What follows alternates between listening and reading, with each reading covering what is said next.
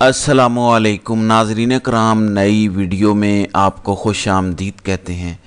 हुकूमत और इस्टेब्लिशमेंट इस वक्त शदीद दबाव में है। अडियाला जेल के दरवाज़े दोबारा खोलने का सोचा जा रहा है।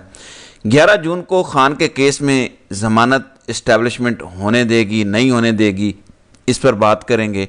दबाव इस वक्त तहरीक इंसाफ पर बढ़ाया जा रहा है कि फील्ड मार्शल के ख़िलाफ़ एहतजाज पर जो तहरीक इंसाफ डटी हुई है, बड़े पैमाने पर तैयारियां हो रही हैं और सरप्राइजेस भी हैं।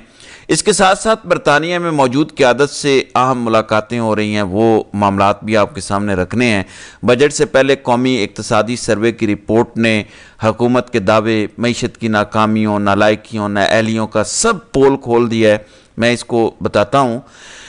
नाज़रीन इकराम, अडियाला के दरवाजे एक दफ़ा फिर खोलने की तैयारी हो रही है और वजह वही है कि एहतजाज बंद करें, ख़ास तौर पर फील्ड मार्शल के ख़िलाफ़ जो अमेरिका में हो रहा है।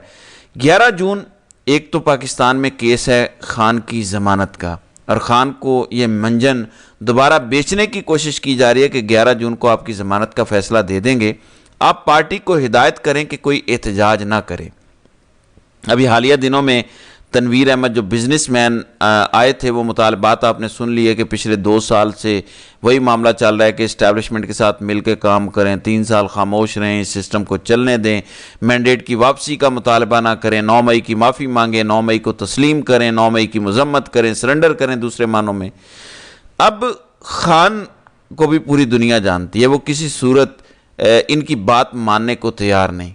अब ये खान को धमकियां दे रहे हैं और साथ बैरूनी दुनिया में अपना काम पक्का करने की कोशिश कर रहे हैं। देखें, तारीख़ में हर दौर में हर रहनुमा अपने अंदाज से जिदोजहद करता है। हर एक की अपनी एक तारीख़ होती है। जुल्फ़िकार अली भुट्टो की जो तारीख़ थी, उस वक़्त के हालात, आलमी हालात, पाकिस्तान का मीडिया, इंटरनेशनल मीडिया, ना सोशल मीडिया था ना ओवरसीज़ पाकिस्तानी थे, 64% नौजवान नहीं थे, तो हालात बिल्कुल मुख्तलिफ थे। ना ही जुल्फ़िकार अली भुट्टो खान जितना मकबूल था, याद रखें। लोगों की तशवीश बजा है खान की जान के हवाले से। खान वो सवाल बनकर आया जो निसाब में शामिल नहीं था, इसका जवाब किसी को समझ नहीं आ रहा। आप शेख रशीद का इंटरव्यू देखें, 16 मरतबा वज़ीर रहा, पाकिस्तान की सियासत करने वाला। वो कह रहा है कि मुझे नहीं पता इस मसले का हल क्या है। मसला बज़ाहिर बड़ा आसान है कि खान की रिहाई हो। कौम का यही सबसे बुनियादी मसला है। रिहाई फौरी तौर पर मुमकिन है खान की, बातें आज तस्लीम कर लें। पूरा पाकिस्तान इस बात पर मुत्तफिक है कि खान बेगुनाह है, खान इनकी बात नहीं मानेगा, ये सब जानते हैं। अब इस्टेब्लिशमेंट के लोग जितने मर्जी मिन्नतें कर लें, पाकिस्तान की तारीख में आज तक किसी रहनुमा की इतनी मिन्नत तरला नहीं हुई जितनी खान की ये कर रहे हैं। मौजूदा सूरत हाल में हमारे सामने नज़र आता है तारीख़ में जुल्फ़िकार अली भुट्टो और पीपल्स पार्टी का केस। अभी मैं शेख रशीद के मुंह से कल ये बात सुन रहा था कि कब्र एक और मुर्दे दो। ये वही डायलॉग है जो ज़ियाउल हक ने जुल्फ़िकार अली भुट्टो को आखिरी मुलाकात में कहा था। जुल्फ़िकार अली भुट्टो से आखिरी मरतबा मुलाकात पिंडी जेल में जब वो मिलने गया, तो भुट्टो ने उससे कहा कि तुम एक गैर आइनी हुक्मरान हो, गद्दार हो, इक़्तिदार के भूखे हो। मैं इक़्तिदार में वापस आया तो गद्दारी के जुर्म में तुम्हें फांसी दूंगा। इस पर भुट्टो को ज़ियाउल हक का ये जवाब आया कि कब्र एक है और मुर्दे दो। फिर जो फैसला हुआ वो आपके सामने है। अब खान के बारे में राना सनाउल्लाह और नून लीग के दीगर जो टाउट सहाफ़ी हैं इस्टेब्लिशमेंट के, वो बार बार पैगाम देते हैं कि खान इक़्तिदार में आया तो ये आपको कभी नहीं छोड़ेगा। हालांकि खान ने भुट्टो वाली बात नहीं की। खान ने तो जमहूरियत और इंसाफ की बात की है, पाकिस्तान की अदालतों को आज़ाद किया जाए। हकीकत यह है कि ये 26वीं तरमीम अगर सिर्फ वापस हो तो ये जितने लोग इमरान खान के केसेस सुन रहे हैं, आप सुप्रीम कोर्ट उठाकर देख लें। सबसे पहले जस्टिस अमीनुद्दीन खान की अदालत ख़त्म होगी, फिर याहिया अफरीदी का ओहदा वापस होगा क्योंकि वह सीनियर नहीं है। मुसर्रत हिलाली, जमाल खान मंदोखेल समेत ये सब फारिग हैं।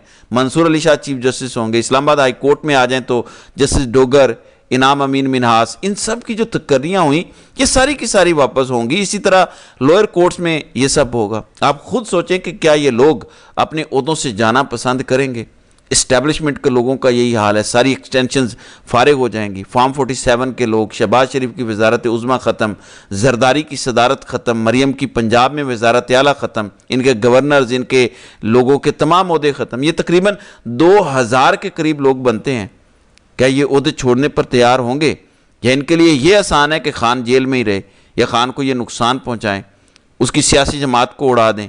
ابھی فیلڈ مارشل اگلے 5 سال حکومت کرے اور یہ لوگ بطور بینیفیشری کام کرتے رہیں۔ بھٹو کے کیس میں ضیاء نے یہی کیا، اس نے پیپلز پارٹی کی مرکزی قیادت کو 2 حصوں میں تقسیم کیا، ایک وہ جنہیں توڑنا تھا، ایک وہ جنہیں خریدنا تھا۔ پھر کچھ نئے رہنما بھی جنم دیے، پیپلز پارٹی توڑ کر جتوئی گروپ بنایا گیا، غلام مصطفیٰ جتوئی، میاں عطا اللہ مینگل، معراج خالد، مخدوم حسن محمود جیسے لوگ سامنے آئے۔ پھر جو نہیں مانا انہیں جیلوں میں ڈالا گیا، کوڑے مارے گئے، پبلک سزائیں دی گئیں۔ پھر غیر جماعتی انتخابات 1985 کی تیاری شروع کی۔ اس وقت میڈیا پہ کیسا قابو اس نے پایا، آپ کو دوپٹہ پالیسی یاد ہوگی اسلامی نظام پہ، اور بھٹو کے بیانیے کو کفر سے جوڑا ضیاء الحق نے، اور مشہور کیا کہ بھٹو شرابی ہے، یہ مغربی نظریے پہ چلنے والا ہے۔ اور ملا اور ملٹری اتحاد سامنے آیا جس نے اسلام دشمن اور سیکولر بھٹو کو قرار دیا۔ پھر IGI بنی اور نواز شریف کو اس کا لیڈر بنایا۔ اب جب وہ عدالتوں سے فیصلے لینا چاہتا تھا، اس وقت اس نے ایک مکمل تنہائی کا ماحول بنایا پیپلز پارٹی کے لیے، تاکہ یہ کوئی منظم احتجاج نہ کر سکیں، ان کا کوئی بڑا لیڈر میدان میں نہ آئے، اور مذہب کو اس نے بطور ہتھیار استعمال کیا۔ آج PTI کی قیادت کے حالات دیکھیں وہی ہیں۔ بھٹو کی بیوی نصرت بھٹو اس وقت میدان میں تھی جس طرح آج آپ کو علیمہ خان اڈیالہ کے باہر اپنی بہنوں کے ساتھ نظر آتی ہیں۔ دیکھیں، میں بلاول پر جتنی مرضی تنقید کر لوں، لیکن اسے اپنے نانا کے حالات پتہ ہیں۔ یہ خان کی 14 سالہ قید کے سوال کا جواب دے رہا تھا کہ خان ضمانت کا حقدار ہے تو ہم اس کی حمایت کریں گے، اور اس فیصلے کو میں اور میری پارٹی چیلنج نہیں کریں گے، ہم احترام کریں گے۔ اور اس نے کہا میں نے پہلی دفعہ خان کی ضمانت کا سنا ہے، حالانکہ یہ سب سے بڑا بینیفیشری ہے اس کا، لیکن ایسا بیان آپ کو مریم کے منہ سے کبھی سنائی نہیں دے گا۔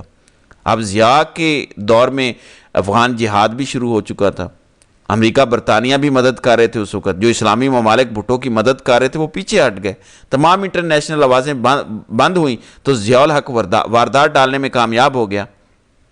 اب یہاں پاکستانی اسٹیبلشمنٹ آج بھی امریکہ کے ساتھ گٹھ جوڑ کر کے اسرائیل کی مدد کر رہی ہے، جو اسرائیل مخالف مظاہرے پاکستان میں نہیں ہونے دیتے۔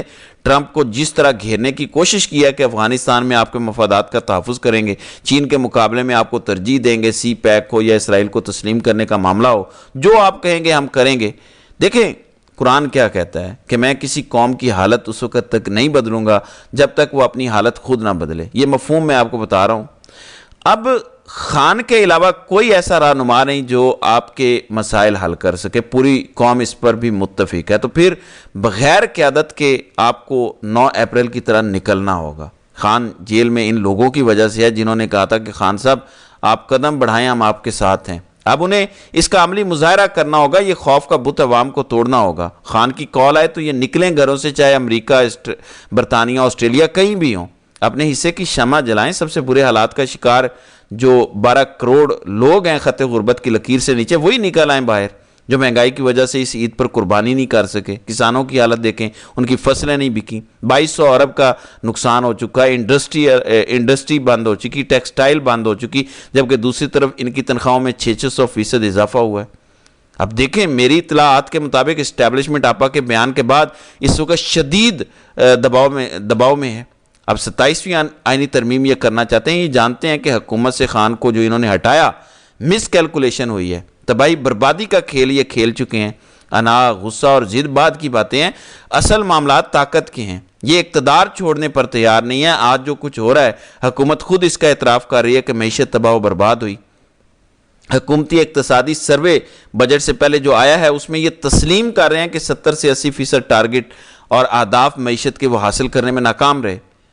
معاشی کارکردگی جو ہدف انہوں نے رکھے تھے 3.6%، یہ وہ حاصل نہیں کر سکے۔ ترقی کی شرح 0.6% رہی ہے۔ حکومت کے اپنے اشاریے اور نمبروں کا ہیر پھیر کرنے کے باوجود یہ صورتحال میں آپ کو بتا رہا ہوں۔ FBR کی 80% ٹیکس کیلکولیشن پاکستان کے اندرونی بیرونی قرضوں کے سود میں خرچ ہو جاتی ہے۔ معاشی ترقی اوسطاً کم ترین شرح پر ہے۔ پیسے روپے کی قدر دیکھ لے، معیشت ایک کھوکھلا ڈھانچہ ہے اس وقت۔ ایک لائن میں ناظرین کرام اگر میں تجزیہ کروں تو پکی فصل میں سور چھوڑے گئے جو سب کچھ برباد کر جاتے ہیں۔ 2022 میں پاکستان کی معیشت پکی فصل تھی۔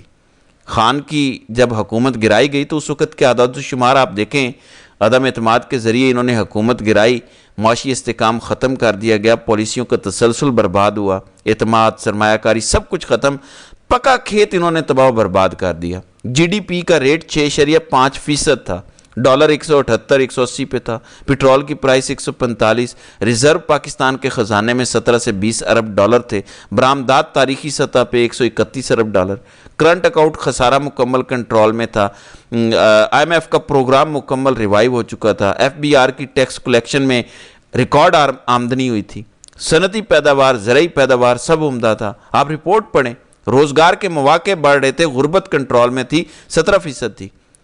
پاکستان ایک ایمرجنگ مارکیٹ کے طور پر دنیا میں ایک پرکشش معیشت کی طرف جا رہا تھا۔ انہوں نے عدم اعتماد کے ذریعے خان کی حکومت نہیں گرائی، پاکستان گرا دیا۔ معیشت 6.5% سے گر کے 0.3 پہ چلی گئی، پھر مائنس میں چلی گئی، مہنگائی میں 40% اضافہ ہوا، ڈالر 300 روپے کا، پیٹرول 300 کا، پاکستانی خزانے میں 3 ارب سے کم پیسے رہ گئے، دیوالیے تک ہم چلے گئے۔ انہیں اس چیز کی کوئی پرواہ نہیں ہے، پاکستان دہشت گردی میں دوسرے نمبر پر آ جائے کوئی پرواہ نہیں، 12 کروڑ 35 لاکھ پاکستانی خط غربت سے نیچے گئے ہیں، انہیں کوئی پرواہ نہیں ہے۔ پاکستان کی انٹرنیشنل دنیا میں کیا ساکھ، کیا اہمیت رہ جائے، انہیں کوئی غرض، کوئی پرواہ نہیں ہے۔ انسانی حقوق، عدالتیں، قانون، انہیں اس کی کوئی پرواہ نہیں، یہ اپنے انجام کا جانتے ہوئے بھی اس سے نہیں ڈرتے۔ تو یہ حالات ہیں، ایسے میں کوئی کیا کر سکتا ہے جب تک ہم خود باہر نہیں نکلیں گے، جب تک ہم خود فیصلہ نہیں کریں گے، ان حالات کو کوئی بھی تبدیل نہیں کر سکتا۔ تو ناظرین کرام، آپ کی اس ویڈیو کے حوالے سے کیا رائے ہے؟ آپ اپنی رائے کا اظہار کامنٹ سیکشن میں ضرور کیجیے گا۔